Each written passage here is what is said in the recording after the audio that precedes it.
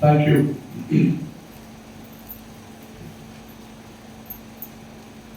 Happy Sankranti Sunday. Hallelujah. ఇంగ్లీష్లో అంటారు harvest Sunday అని. హల్లెలూయా. హార్వెస్ట్ ఫెస్టివల్ అని అంటారు. ఈ హార్వెస్ట్ ఫెస్టివల్ని మన కన్నడ, తెలుగు, తమిళ భాషలు ఏమంటారండి? కన్నడ, తెలుగులో సంక్రాంతి అంటారు, తమిళ్లో పొంగల్ అంటారు, మలయాళంలో ఓనం. ఓనమా? ఇల్లే.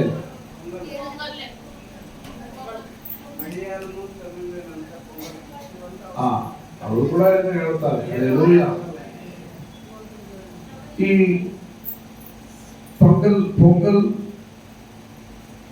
పొంగల్ సంక్రాంతి ఈ పండుగ ఆచరించడానికి దీన్ని పాత నిబంధన గ్రంథంలో కొత్త పంటల కోత పండగ అంటారు. ఏమండి? కోత పండగ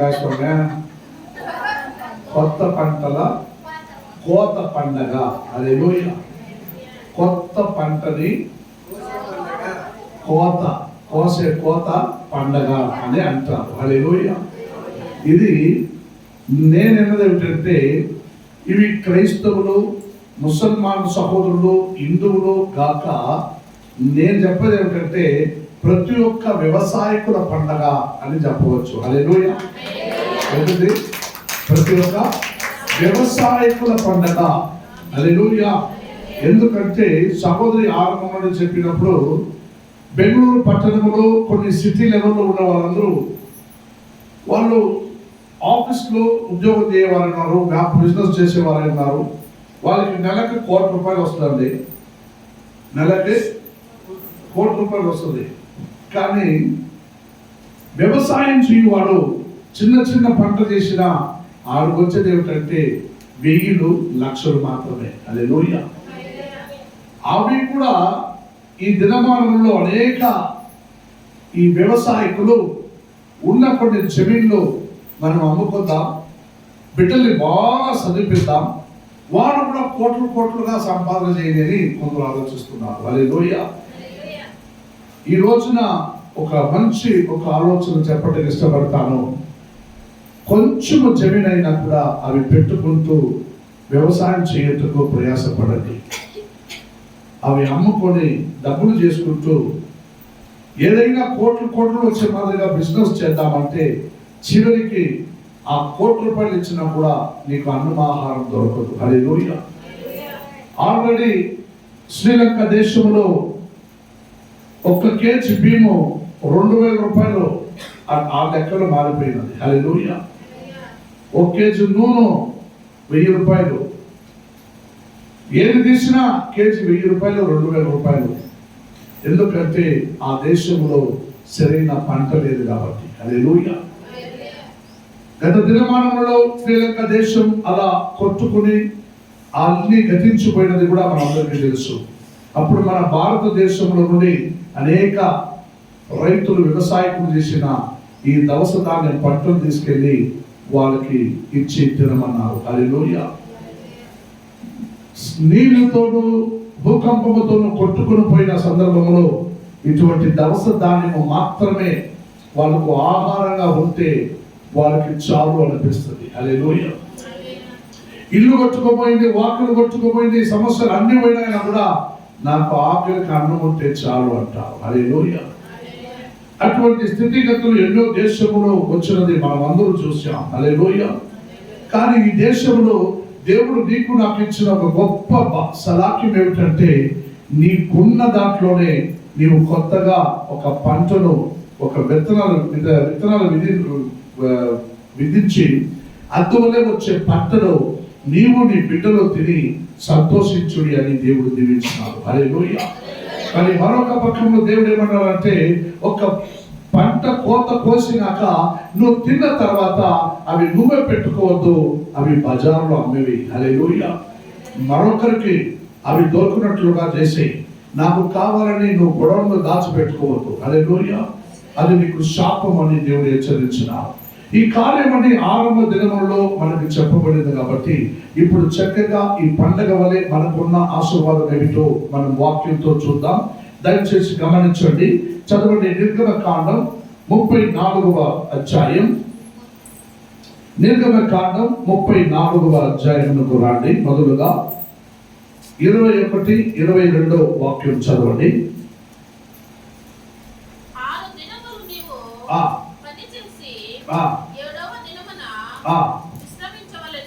6 దినములు నీవు పనిచేసి 7వ దినమున నువ్వు విశ్రమించవలెను. గమనించండి, దున్ను కాలమందైనను కోయ కాలమందైనను నీవు ఆ దినమున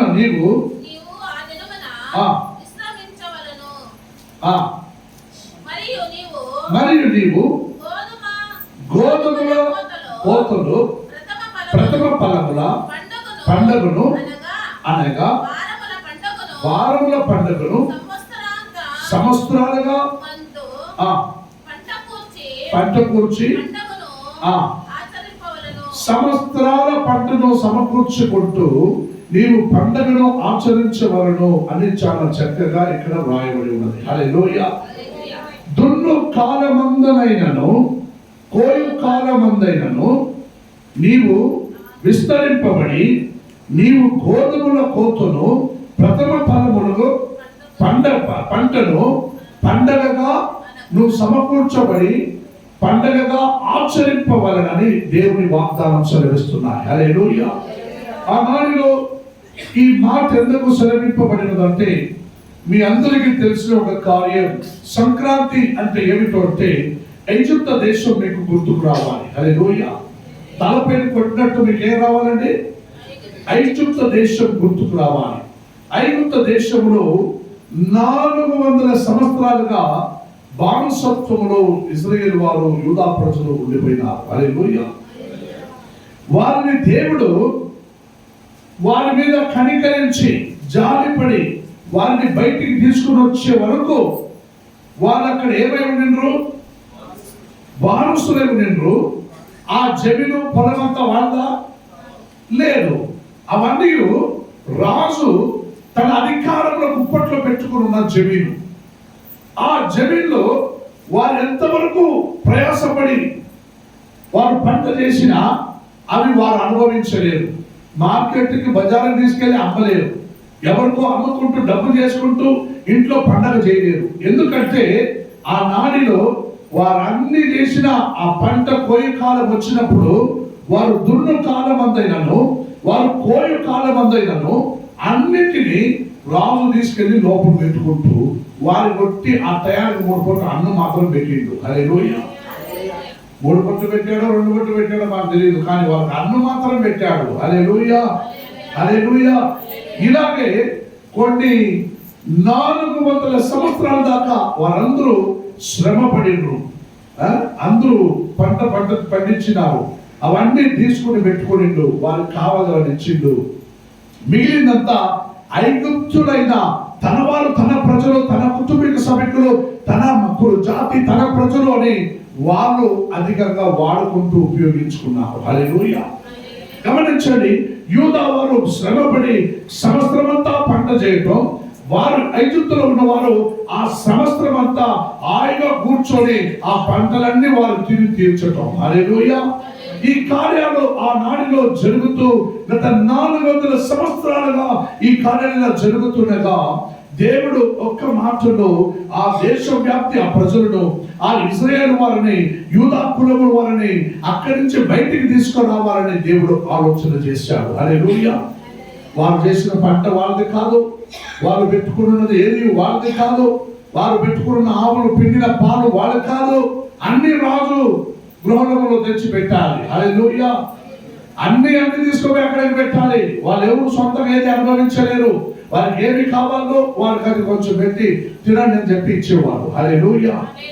ఇలా భూమి, జమీను, ఆస్తి, పంట ఏది వాళ్ళు సంతోషంగా వారు ఇప్పుడు ఒక అరటిపండు బాగా వచ్చినాయంటే అవి పెరుక్కుని వారు తినడానికి కూడా వాళ్ళకి అనుమతి లేదు. హల్లెలూయా.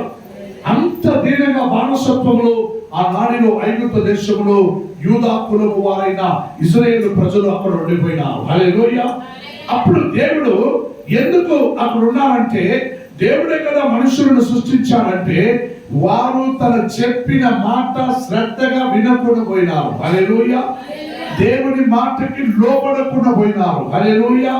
దేవునికి ఇవ్వాల్సిన న్యాయమైన దశమ భాగంలో పంటను కోసి తీసుకుని వచ్చి ఇవ్వకుండా పోయినారు. హల్లెలూయా. వారు చేసిన అన్ని బట్టి దేవుడు ఏమన్నాడంటే అబ్రహాముతో మాట్లాడి, నీ వాళ్ళందరినీ నేను కొన్ని దినములు వదిలిపెడతాను. హల్లెలూయా. కొన్ని రోజులకు వదిలిపెడతాను, ఫస్ట్ నాశనం చేస్తానన్నాడు. తర్వాత అబ్రహాముకు వాగ్దానం చేసినందున జ్ఞాపకం చేసుకుంటూ వీరిని మనం నాశనం చేయకూడదు, వీరిని ఆ ఐగుప్తుల చేతిలో బానిసత్వంగా వదిలిపెడదామని దేవుడు తీర్మానం చేశాడు. హల్లెలూయా.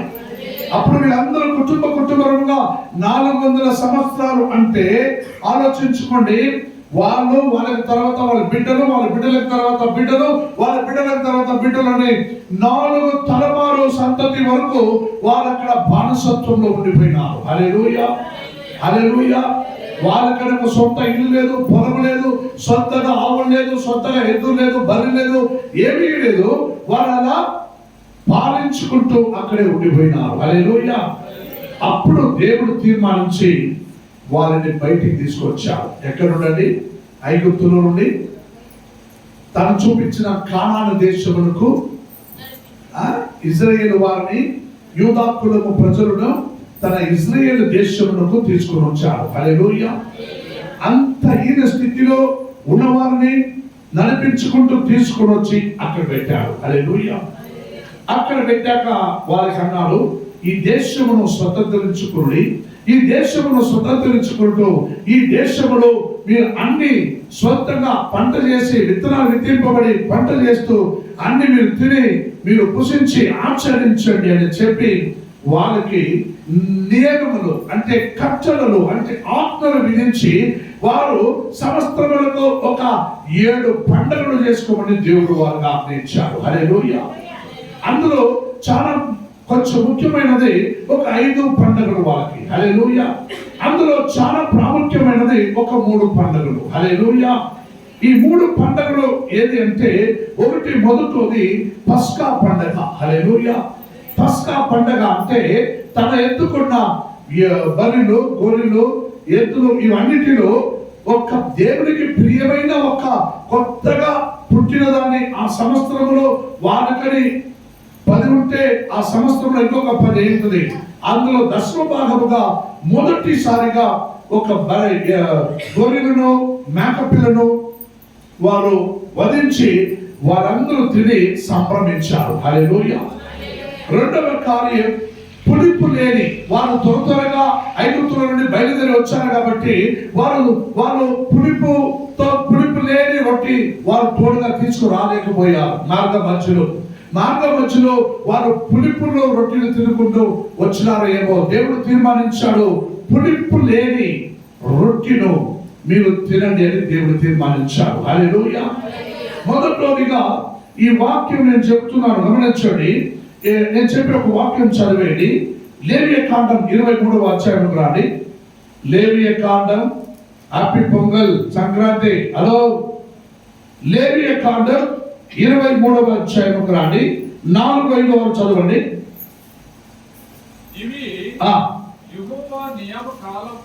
ఇది యెహోవా నియామక కాలములో నియమించిన కాలమును బట్టి మీరు చాటింపవలసిన పరిశుద్ధ సంఘముల దినములు ఇవి. మొదటి నెల గమనించండి, మొదటి నెల 14వ దినమున సాయంకాలమందు యెహోవా పస్కా పండగ జరుగును. ఆ నెల అంటే అదే నెల 15వ దినము యెహోవాకు పండుగ జరుగును. ఏ రొట్టెలు? పండుగ 7 దినములు ఆమేన్, హల్లెలూయా. గమనించండి, ఈ వాగ్దానం మొదటి నెల 14వ దినమున 15వ దినమున అంటే యూదుల లెక్క ప్రకారం ఏప్రిల్ నెల వస్తుంది, జనవరి రాదు. హల్లెలూయా. యూదుల పద్ధతుల మేరకు ఏప్రిల్ నెల 14వ తారీఖు, ఏప్రిల్ నెల 15వ తారీఖు వస్తుంది. కానీ ఈ రోమ్ సామ్రాజ్యం వారు ఈ మనకు జనవరి మొదటి నెల, ఫిబ్రవరి 2వ నెలగా తీర్మానం చేస్తూ నియమింపబడినందున ఆ క్యాలెండర్ వలె మనకి మొదటి నెల జనవరి అయినందున ఈ సంక్రాంతి, ఈ హార్వెస్ట్ ఫెస్టివల్ ఈ జనవరి నెల 14వ తారీఖు ఇవి చేయటకు ప్రారంభం చేశారు. హల్లెలూయా. బయట సంక్రాంతి చేసే వరకు ఇంత క్లియర్ గా ఆధారపూర్వకంగా మొదటి నెల 14వ దినమున ఉందా? ఏమిటంటే లేదు. మొదటి నెల 14వ దినమున బయట ఉన్న వాళ్ళు ఏం ఆచరిస్తున్నారు? భోగి.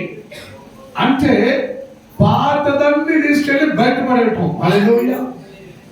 ఏమిటంటే పాతదని తీసుకుపోయి బయటపడేసి దాన్ని అంటించి ఏం చేయదు, అగ్గిపెట్టి అన్ని కాల్చేయటం. 15వ తారీఖున 15వ దినమున కొత్త పంటలు తెచ్చి లోపల పెట్టుకుంటూ అవి పొంగి అవి తిని ఆచరించమని దేవుడు నియమింపచేసిన ఆజ్ఞలు ఈ పండగ దినము. హల్లెలూయా. ఇది నిజంగా చెప్పాలంటే ఇది క్రైస్తవులకు, హిందూ సహోదరులకు, ముసల్మాన్ సహోదరులకు మరియు ఉన్న దేశవ్యాప్తి ఉన్న వారికో కాదు. ఇది భూమి మీద నేలలో పంట చేసే ప్రతి ఒక్క వ్యవసాయకుడు ఒక పండగ ఇది. హల్లెలూయా. వ్యవసాయం చేయకపోయినందున ఈ దేశంలో ఎవరు ఏది తినలేరు. హల్లెలూయా. ఆనాడికి ఈ వ్యవసాయకుడు చేయే ప్రతి ఒక్క శ్రమ, ఆ ప్రతి ఒక్క ఫలము ఆ వ్యవసాయకుడికే చేరాలి. హల్లెలూయా. బెంగళూరులో పట్టణంలో సిటీలో అక్కడక్కడ వారు సూటు బుట్టు వేసుకుంటూ చాలా చక్కగా ఏదో ఒక ఆరాధన చేసుకుంటూ కాணிకలు తీసి ఏదో చక్కగా ప్రైజ్ లార్డ్ అని చెప్పి వెళ్ళిపోవచ్చు. కానీ పల్లిలో నలమత్వారి వారి సంఘములలో, పల్లిలో ఉన్న సంఘములలో ఈ దినములను ఈ విధంగా చక్కగా ఆచరించి అనేకులకు ఈ మార్గములు, ఈ దినములను గురించి మనము హెచ్చరించి చెప్పేవారై మనం కనబడాలి. హల్లెలూయా, హల్లెలూయా. అందుకే ఈ రోజు సెలవిస్తున్న ప్రకారం ఈ 3 పండుగలలో మొదటి పండుగ పస్కా పండుగ, రెండవ పండుగ పులుపు లేని పండుగ, మూడవది పంచశతమాన పండుగ. హల్లెలూయా, హల్లెలూయా. గమనించండి, సంక్రాంతి అంటే ఐగుప్తు దేశంలో బానిసత్వంలో ఉండిన వారిని బయటికి రప్పించి వారికి సొంతంగా నేల, వారికి సొంతంగా నీళ్లు, వారికి సొంతంగా భూమి, వారికి సొంతంగా అన్ని ఇచ్చి దేవుడు ఆశీర్వదించి మీరు స్వీకరించుకుంటూ మీరు అనుభవించుడి అని దేవుడు బయటికి రప్పించి అనేకుడికి, అంటే బయటకు వచ్చిన వారు ఎంతమంది అండి? కాల్పదముతో ఉన్నవారు 20 లక్షలు అంటే నడవలేని వారు, బిడ్డలు, వయసు అయిపోయిన వాళ్ళందరూ కలిస్తే గత 30 లక్షలకు పైకి ఆ ఐగుప్తుల నుండి ప్రజలు బయటకు వచ్చారు. 30 లక్షల ప్రజలకు దేవుడు ఈ దేశంలో పంచివ్వాలంటే అంత ఈజీ కాదు. హల్లెలూయా.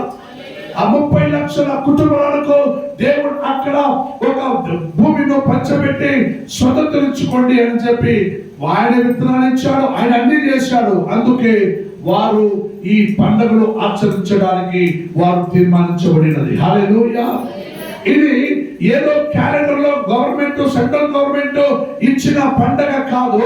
ఇది ఆకాశ భూమిని సృష్టించిన, సకలమును సృష్టించిన నా త్రియేక దేవుడు మన ప్రభు యేసుక్రీస్తు ఈ లోకంలో ఉన్న మనుషులకు ఇలా నీవు పొంగి, నువ్వు తిను, నువ్వు ఆచరించు అని చెప్పి నువ్వు సంతోషంగా ఉండమని ఇచ్చిన ఈ దినమే, ఈ జనవరి ఈ 14వ తేదీ, ఈ ఆచరించే 15వ దినము ఆచరించే ఈ పండుగలు. హల్లెలూయా. ఈ 2 పండుగల మధ్యలో మరొక పండుగ ఉంది, అది పంచశతమ పండుగ. హల్లెలూయా. ఆ పంచశతమ పండగ ఈనాడికి నీకు నాకు చాలా ప్రయోజనకరమైన ఒక పండగ. హల్లెలూయా. ఆ పంచశతమ పండగ ఏమిటంటే ఇవి పంట కోయటం, దవసము, ధాన్యము, వడ్లు, బియ్యము, సరుకు అన్ని కోయటం. కానీ పంచశతమాన పండగ ఎలా ఉంటుందంటే అవి దేవుడు భూమి మీద మనుషులను కోత కోయే పండగ. Hallelujah. That is the biggest harvest festival. Hallelujah. అందుకే ఈ వాక్యం ఒకసారి మనం ధ్యానించుకుందాం. అపొస్తలుల కృత్యాలు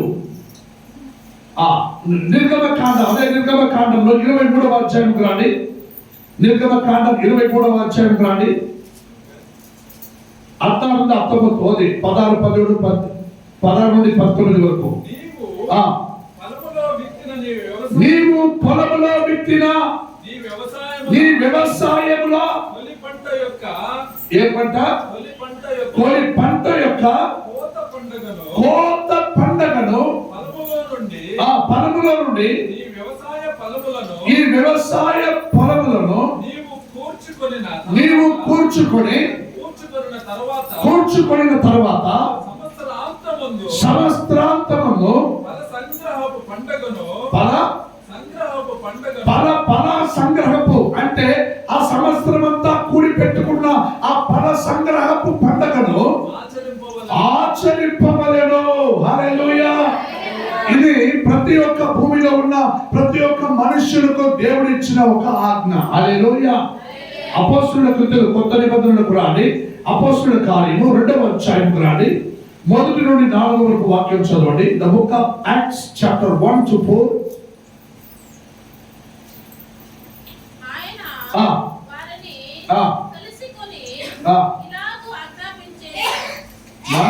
రెండవ అధ్యాయం ద బుక్ ఆఫ్ యాక్ట్స్ అపొస్తలుల కార్యం 2వ అధ్యాయం 1, 2, 3, 4.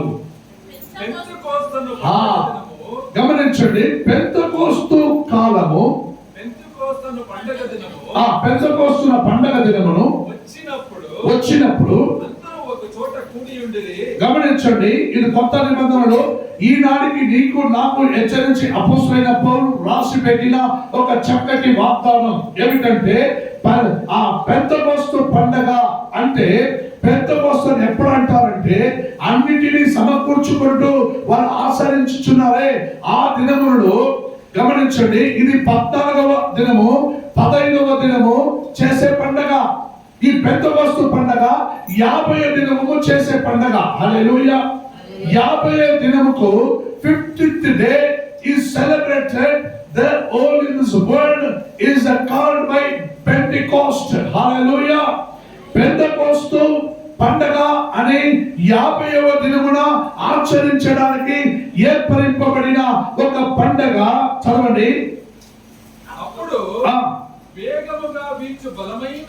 అప్పుడు వేగముగా వీచు బలమైన గాలి వంటి ఒక ధ్వని ఆకాశము నుండి అకస్మాత్తుగా వారి కూర్చున్న ఇల్లంతయు ఆమేన్. హల్లెలూయా.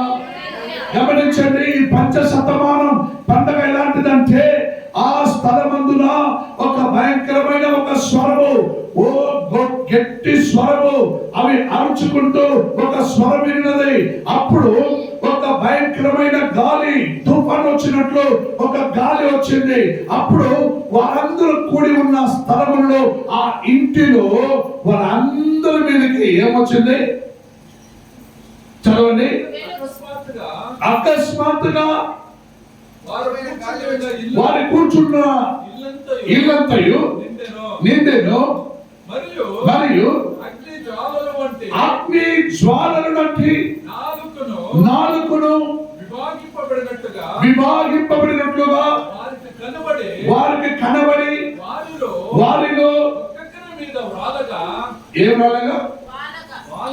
వాలగా అందరూ పరిశుద్ధాత్మతో నిండిన వారై ఆ ఆత్మ వారికి వాక్ శక్తి అనుగ్రహించిన కొలది అన్య భాషలతో మాట్లాడసాగిరి. హల్లెలూయా. ఇవి పంచశతమాన దినమందున తీర్మానించబడిన కొత్త ప్రాటెస్టెంట్ పెంతెకోస్తు అని పిలువబడిన దినములలో ప్రతి ఒక్కరికి దేవుని ఒక ఆత్మ వారి మీద దిగి వచ్చినది. ఎందుకంటే ఆ ప్రకారమే పులిపుల రొట్టె పండగ, పస్కా పండగ చేస్తూ ఈ పంచశతమాన పండగను కూడా ఆచరింపబడాలని ఈ కాలమందున, అంటే కూడిన స్థలములో అనేకుల మీద దేవుని ఆత్మ దిగి వచ్చి అక్కడ కూర్చున్న వారందరి నాలుగా వెంబడింపబడి అన్య భాషలతో మాట్లాడచ్చు దేవుని ఆత్మ పొందుకొని వాళ్ళందరూ కూడా వాళ్ళు అక్కడ రక్షింపబడి, అక్కడ ఎక్కువ తక్కువ ఎంతమంది ఉండాలన్నది 3000 మనుషులు. అంటే ఆ ఇంటిలో అని అయ్యగారు చదివారు. ఇంటిలో అంటే 3000 మనుషులు కూడి ఉన్న ఇంటిలో. హల్లెలూయా. 3000 మనుషులు కూడి ఉన్న ఇంటిలో ఒక దేవుని ఆత్మ అకస్మాత్తుగా అక్కడ వాళ్ళందరి మధ్యలో దిగి వాళ్ళందరూ నాలుగా వెంబడింపబడి అన్య భాషలతో మాట్లాడి వాళ్ళు ఏం చేశారంటే దేశమునకు ఒక సువార్త ప్రకటించారు. హల్లెలూయా. అన్య భాషలతో ఎలా మాట్లాడారంటే ఆ 3000 మనుషులు రకరకాలుగా వారు ఒక్కొక్క భాషలో మాట్లాడారు. హల్లెలూయా. ఆ భాషలో మాట్లాడుచుండగా అక్కడ ఉన్నవారైనా ఐగుప్తులు కానీ, ఇశ్రాయేలు వారు కానీ, యూదులు కానీ, అందరూ మధ్యలో ఐగుప్తులు కానీ, మరి ఆమోసులు కానీ వాళ్ళందరి మధ్యలో ఈ 4 వెంబడింపబడి అన్య భాషలతో మాట్లాడినగా అక్కడ ఉన్న వాళ్ళందరికీ అర్థమైనది, ఇదేంటరా వీళ్ళందరూ వేరే కాదా, వీళ్ళందరూ మన భాషలో మాట్లాడుతున్నారు ఏంటి అని. అంటే అక్కడ పెంతెకోస్తు ప్రారంభ దినములలో దేవుడు ఒక పంట కోత కోశాడు. హల్లెలూయా. 3000 మనుషులను ఒకే కోత కోసిండు. హల్లెలూయా. ఆ పెంతెకోస్తు దినములలో 3000 మనుషుల్ని ఒక పెద్ద పంటగా ఒక కోత దేవుడు కోసిండు. ఆ 3000 మనుషులు తనలో ఉన్న ఆత్మ వలె ఈ రోజు కూర్చున్న మనమందరూ కూడా పోయబడిన పంటలై కూర్చున్నాం ఇక్కడ. హల్లెలూయా. మనము కూడా ఒక విత్తనం నాటబడి కొత్త పంటగా కోసిన ఒక పంటగా ఇక్కడ కూర్చున్నాం. హల్లెలూయా. ఈ పంట ఈ విత్తనాలు ఒక రోజు భూమిలో పడి చచ్చిపోకుంటే అది మరలా పంటనివ్వదు. హల్లెలూయా.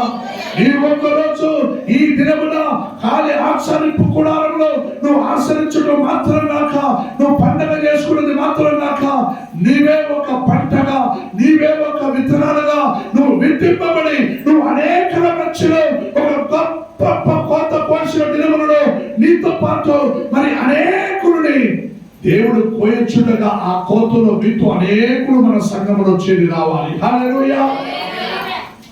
అందుకే ఈ 3 పండుగలు యూదా కులంలో వారికి చాలా ప్రాముఖ్యమైన ఒక పండుగ. హల్లెలూయా.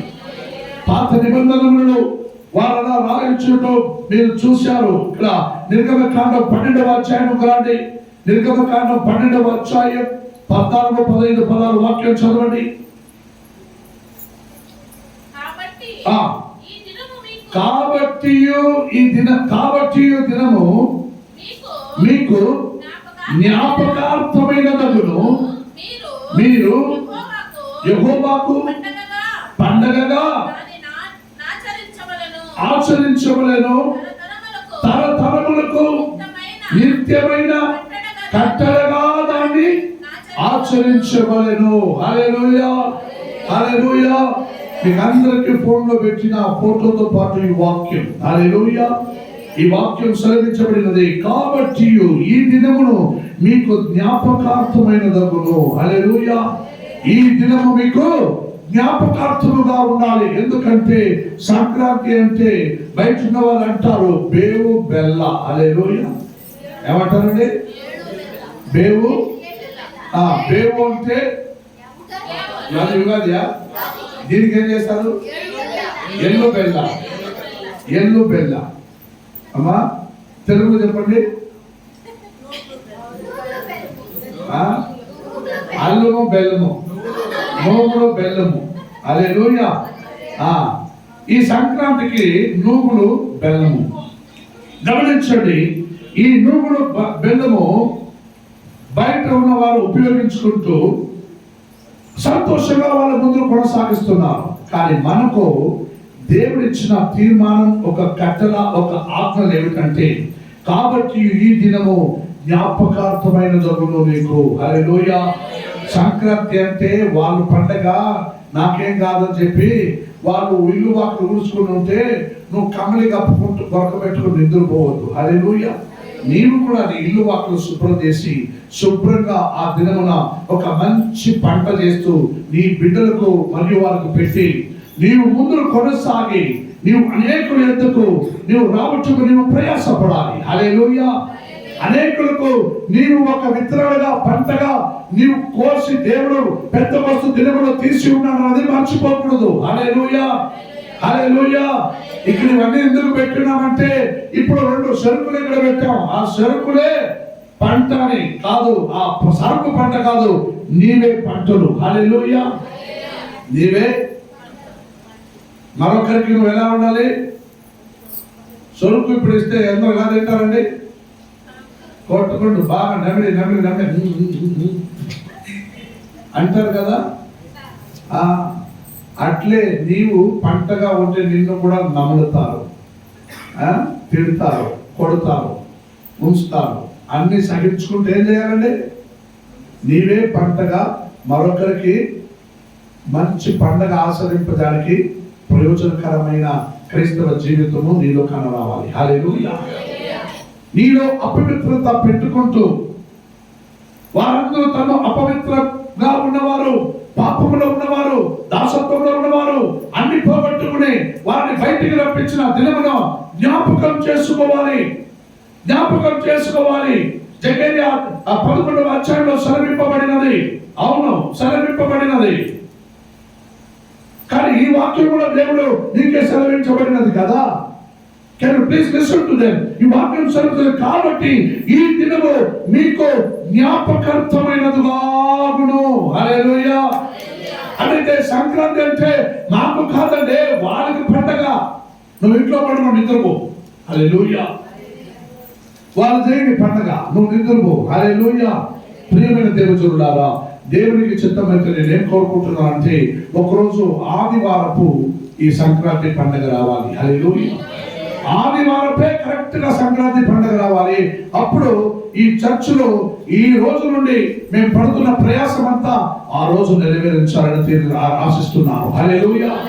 అనేకులు పంటలు చేస్తూ, అనేకులు సంవత్సరమంతా హెచ్చరిస్తారు, మీరు మంచి పంటలు చేస్తూ మీరు మోసుకొని వచ్చి ఇక్కడ పెట్టి మంచి ఒక పంటల పండగ మీరు ఆచరింపవలనని సంఘము తరపున నేను మిమ్మల్ని హెచ్చరిస్తున్నాను. హల్లెలూయా.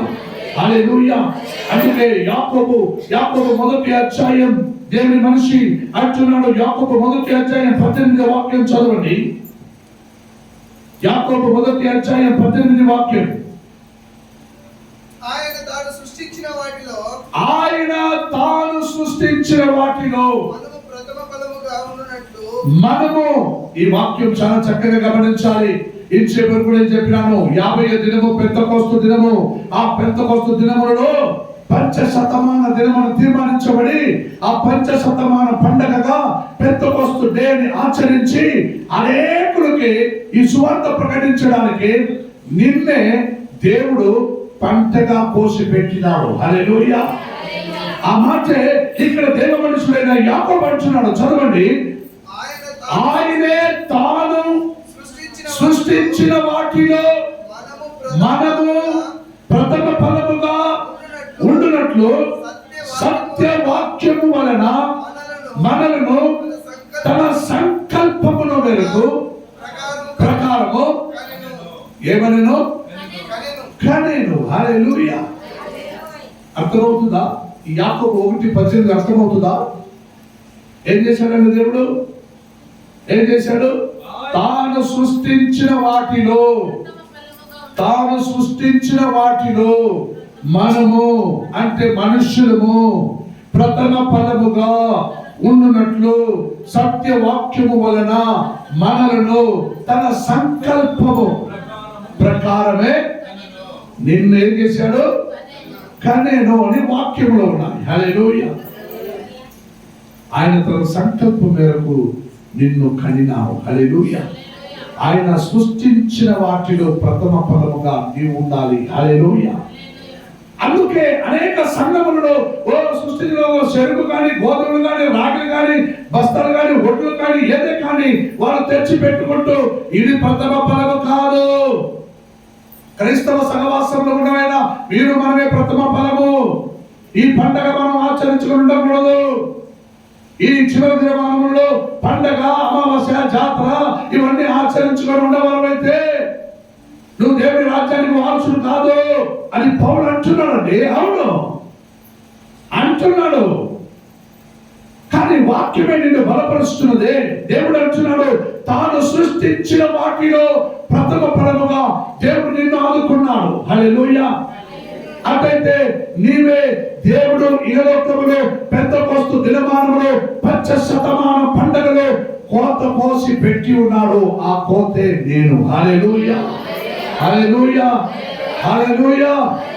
ఆ కోత కొత్త కోతగా కోసి పెట్టిన పంటే నేనై ఉన్నాను. హల్లెలూయా. నేను సరుకులాగా, ఏమంటారు సరుకా చెరుక, చెరుకులాగా మరొకరికి నేను రుచి ఇవ్వాలి. హల్లెలూయా.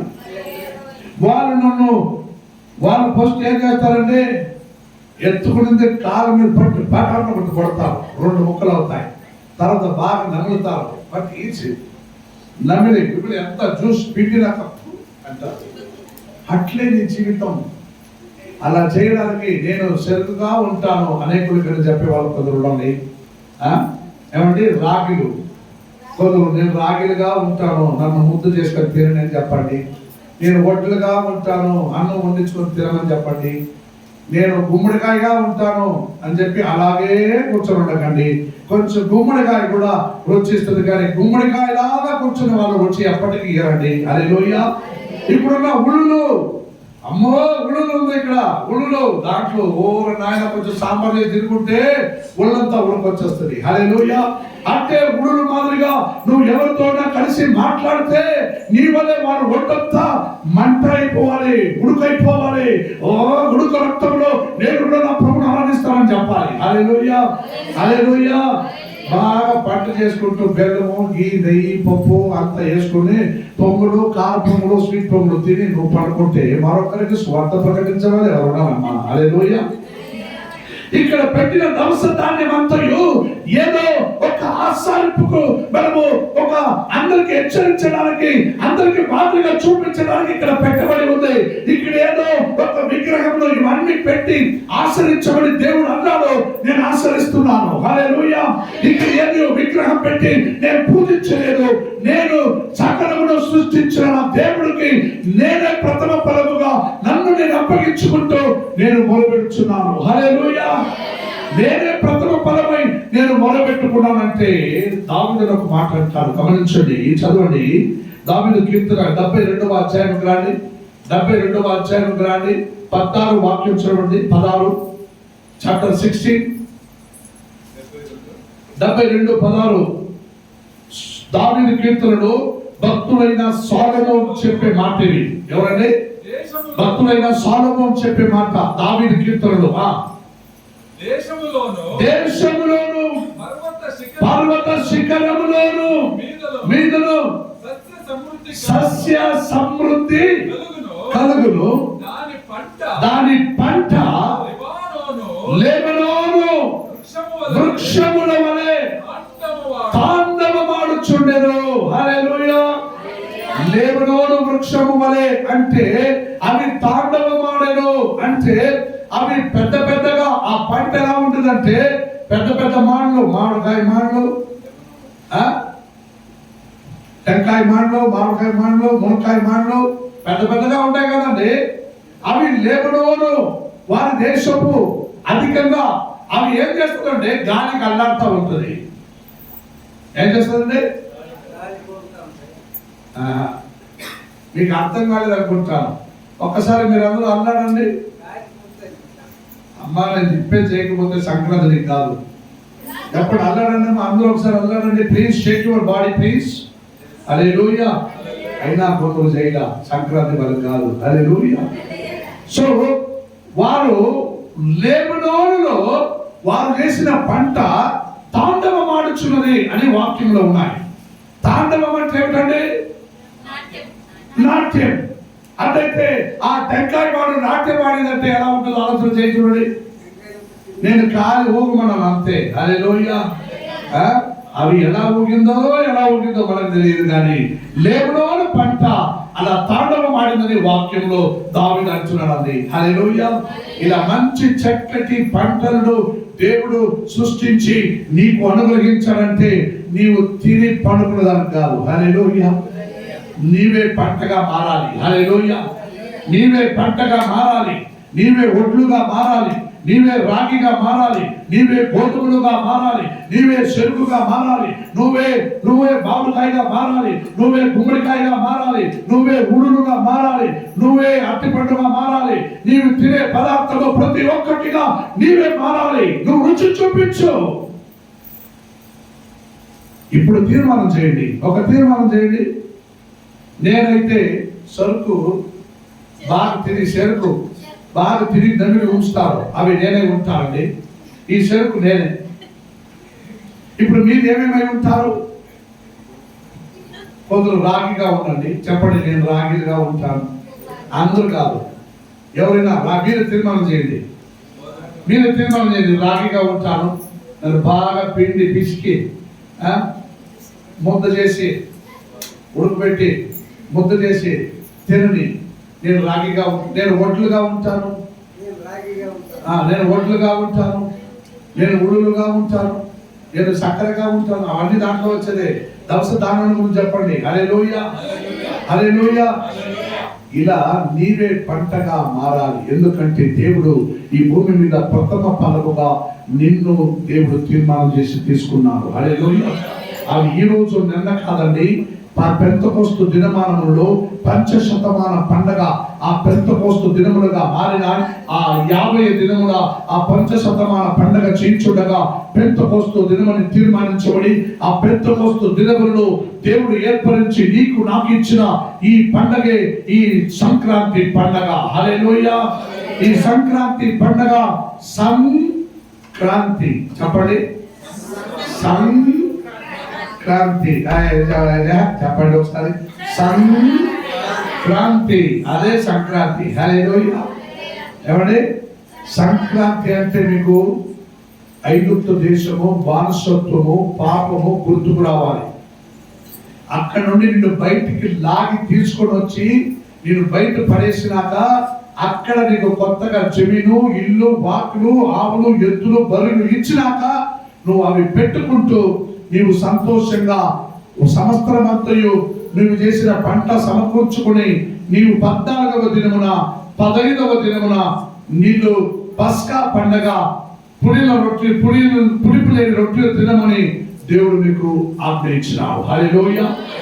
ఈ మొదటి నెల 14, 15 అంటే జనవరి కాదు, యూదులకు ఏప్రిల్ నెల వస్తుంది. ఆ ఏప్రిల్ నెల 14వ తారీఖే వాళ్ళకి మొదటి నెల. హల్లెలూయా. తర్వాత రోమ్ చక్రవర్తి వారు తీర్మానించబడిన ఈ జనవరి నెల మొదటి నెలగా మారింది కాబట్టి దేశవ్యాప్తి జనవరి నెల 14వ దినమున 15వ తారీఖున ఈ సంక్రాంతి పండగ ఆచరిస్తున్నారు. ఈ పండగ మాది కాదు అని ఎప్పటికీ చెప్పదండి. మాకు కూడా సంక్రాంతి రా, మా ఇంటికి పిలవండి. హల్లెలూయా. వాళ్ళు వచ్చినాక తర్వాత మీరు సువార్త ప్రకటించండి, మీరే పంటగా మారండి. హల్లెలూయా. రా మా ఇంటికి, సంక్రాంతికి రా, తెలుసుకోదు రా, ముద్ద కలిపి పెట్టు, వాళ్ళకి పండగ చెప్పండి. ఈ దినమానంలో చివరి రోజులో నువ్వు జాగ్రత్త పడాలి. నువ్వే పంటగా మారాలి, సంక్రాంతి ఆచరించాలి. హల్లెలూయా. అది ఎలా ఆచరించాలో న్యాయబద్ధంగా నీతి మార్గంలో నీవు ఆచరించమని దేవునితో మాట్లాడుచున్నాను. హల్లెలూయా. నీవే ఒక పంటగా, ప్రథమ ఫలమైన పంటగా దేవుడిని ఏర్పరచుకున్నాడు. నీవే విత్తనాలు. హల్లెలూయా. రాగి విత్తనాలు, గోధులు విత్తనాలు, వడ్లు విత్తనాలు, బస్తాలు విత్తనాలు, ఊడలు విత్తనాలు, ఇంకేమేమో ఉన్నాయి. ఆ విత్తనాలుగా మీరే మారండి. దేశములు అనేక కొత్త పండుగ చేయటకు మరొక రోజు ఉందండి. చివరిలో మనకు సమయం లేదు. ఇంకొక రోజు వాడు టాపిక్ తీసుకుంటాను. దేవుడు అంటున్నాడు ఆయనకి కోత కోసే ఒక దినములు ఉన్నాయి. ఒకసారి పంచశతమాన దినములో పంట కోశాడు. ఆ పంట కోసినందున భక్తులు అన్నాడు నేనే ప్రథమ ఫలముగా అన్ని వాక్యములు సెలవింపబడినాయి. మనము ప్రథమ ఫలముగా ఉన్నట్లు సత్యవాక్యము వలన మనలను తన సంకల్పము ప్రకారమే ఆయన కన్నెను, అంటే మమ్మల్ని కట్టాడని వాక్యములో ఉన్నాయి. కానీ చివరిలో ఒక కోత ఉంది, పంట. ఆ కోత కోసినప్పుడు ఆ కోతలో చేతికి పట్టుకుని కోసి మంచిదనైతే అవి మంచు ఒడ్డులో పడేస్తాడు. ఆ చెడ్డ కోత అయితే పొయ్యిలో పడేస్తాడు. ఆ కోత కోసే రోజు వస్తుంది. అప్పుడు ఉంది నిజమైన సంక్రాంతి ఈ దేశవ్యాప్తి. హల్లెలూయా. అప్పుడు దేశవ్యాప్తి సంక్రాంతి చేసే వారికి నిజమైన సంక్రాంతి నా దేవుడు కోత కోసే దినములో ఉన్నది. హల్లెలూయా. ఆయన తన పంటలను కోసే దినములు ఒకటి వస్తాయి. ఆయన ఈ సంక్రాంతి ఆచరించే నీవు జాగ్రత్త పడాలి. నిజంగా ఒక సంక్రాంతి వస్తుంది, నిజంగా కోత కోసేవాడు వస్తాడు. అప్పుడు నేను మంచి పంటగా ఉంటే నన్ను వాడబడుతుంది, లేదా నన్ను ఎండబెట్టి పొయ్యిలో వేయబడుతుంది. ఆ కోత కోసే దినమే నిజమైన సంక్రాంతి. దేశంలోని నీవు జాగ్రత్తగా ఉండాలి. హల్లెలూయా. నీవు జాగ్రత్తగా పడి మరొకరిని జాగ్రత్త పడించు, లేకుంటే వారి ఇహలోక సంక్రాంతిలో మునిగిపోతారు. హల్లెలూయా. నీవు పరలోకపు సంక్రాంతిలో మునిగిపో. హల్లెలూయా. హల్లెలూయా. హ్యాపీ సంక్రాంతి అంటే పరలోకపు సంక్రాంతి. హల్లెలూయా. yes అలా చెప్పుకుంటూ నీవే పంటగా ఈ భూమి మీద రుచి చూపించే వారై ఉండుడి. అప్పుడు పంట కోసే కోత కాలం వచ్చినప్పుడు నా దేవుడు వచ్చి పంట కోయించిన కాలంలో నీవు ఎక్కడైనా దొరికిపోయావు, జాగ్రత్త. హల్లెలూయా. ఆ నిజమైన కోత కోసే దినమే ఈ దేశంలో భూమి మీద నిజమైన ఒక సంక్రాంతి పండగ ఈ దేశంలో అది చూడబోతుంది. హల్లెలూయా. అప్పుడు చికెన్ మటన్ చేసుకొని తినదు. కొందరు అడుగుతారు అయ్యా కన్న పొంగలు అంటారు, అయ్యా ఆ పొంగలు ఆవుల పొంగలు. అవును, ఇప్పుడు దున్నాలంటే ఎవరు దున్నాలండి? నువ్వే దున్నుతావా? ఎవరు దున్నాలి? ఇప్పుడేమో ట్రాక్టర్లు వచ్చాయి, అప్పుడు ఆవులు దున్నాలి. అంటే ఆవులు దున్నుతుంది కదా పాపం, దాన్ని కొంచెం ఎక్స్ట్రాడినరీగా బూస్ట్ ఇచ్చి బలపరించడానికి కొంచెం దానికి ముఖ్యత్వం ఇచ్చారు. ఎందుకంటే నీకు ముందు పుట్టిందిరా ఆవు. హల్లెలూయా. నీకు ముందు పుట్టింది ఆవు. ఆవు పుట్టాక నువ్వు పుట్టింది, నువ్వు పుట్టాక ఆవు పుట్లా.